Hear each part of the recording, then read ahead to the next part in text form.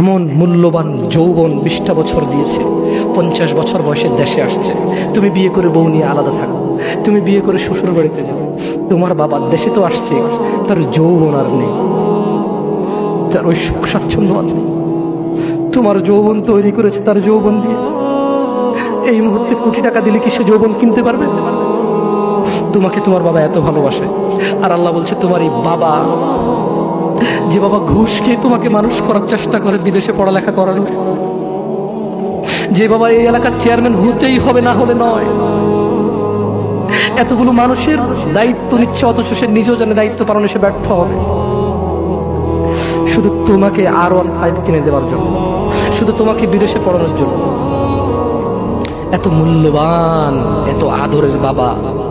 আল্লাহ বলছেন যে ইউবাসসারুনাহুম ইয়াওয়াদ্দুল মুজরিম, ও মুহাম্মদ সাল্লাল্লাহু আলাইহি ওয়াসাল্লাম, আপনি সেদিন দেখবেন অপরাধী এই মানুষটা যে এত বোকা, ছেলের জন্য এত কিছু করেছে হারাম ভাবে, হালালের ধার ধারে নাই, হারামের ধার ধারে নাই।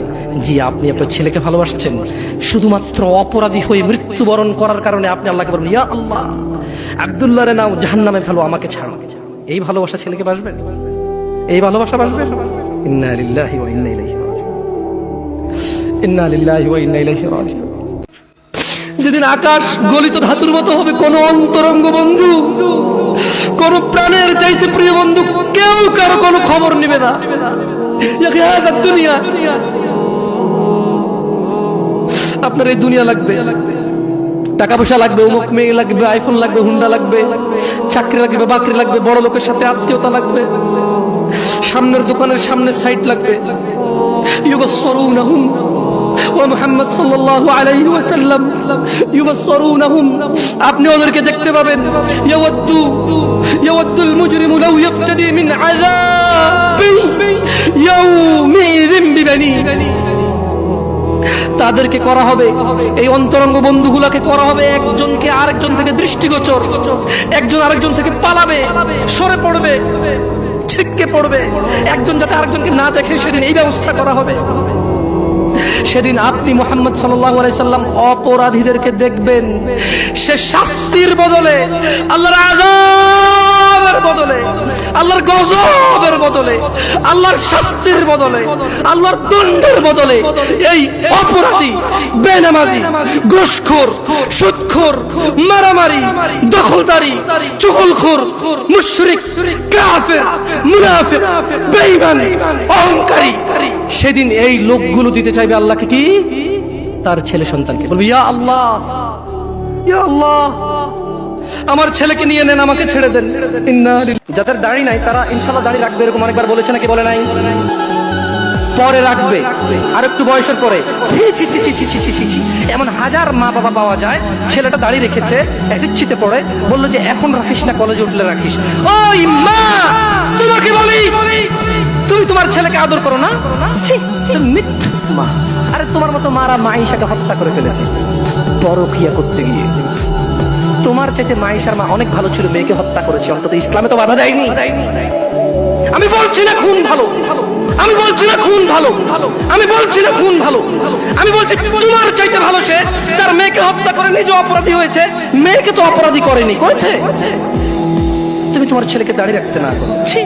ঠিক আছে, তোমার ছেলে কলেজে যাবে না, এখানে মহিলারা ওয়াজ শোনে, এই কাগজ কি কেউ পৌঁছাতে পারবে? মহিলা লিখে দেবে তার ছেলে কতদিন বাঁচবে, লিখে দিবে তার ছেলে কলেজ পর্যন্ত বাঁচবে, তারপর দাঁড়িয়ে রাখবে, সে লিখে দেবে।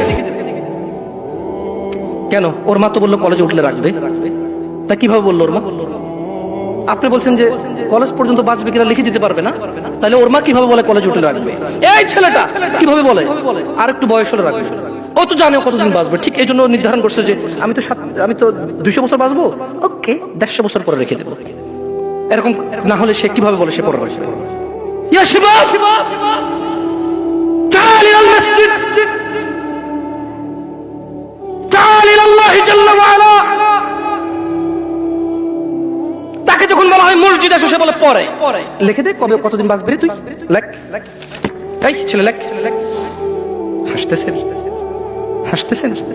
ইন্না লিল্লাহি। সে বলে পরে। তার এই কথাটা মিনিং করে সে জানে সে কতদিন বাঁচবে, তাই সে পরে এক সময় সময় করে এসে দিবে। ইন্না লিল্লাহি ওয়া ইন্না ইলাইহি রাজিউন। কত বড় মারাত্মক কথা। হায়াতের মালিক কে? গায়েবের মালিক কে? সে কিভাবে বলে সে পরে আসবে? সে মাগরিব পড়বে না, ঈশা পড়বে না, ফজর পড়বে না। সে মাগরিবে বলে কালকে ফজর থেকে পড়বো। সে রাতের গ্যারান্টি দিচ্ছে সে বাঁচবে। লিখে দে তুই রাত বাঁচবি।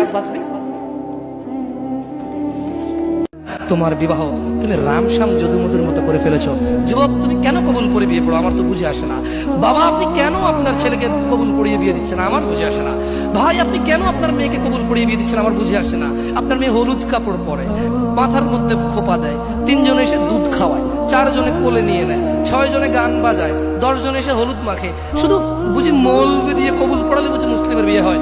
শুনুন, আপনার নবী মুহাম্মদুর রাসূলুল্লাহ সাল্লাল্লাহু আলাইহি ওয়াসাল্লাম কবুলের পদ্ধতি দিয়ে গেছেন, তাই কবুল পড়ায় মুসলমানের বিয়ে মনে করেন না। কিন্তু বাকি যেগুলো করেন এগুলো কার পদ্ধতি? কার? মিথ্যা কথা বলবেন না। হুজুর ডেকে খুতবা পড়ে কবুল পড়ে বিয়ে কার পদ্ধতি?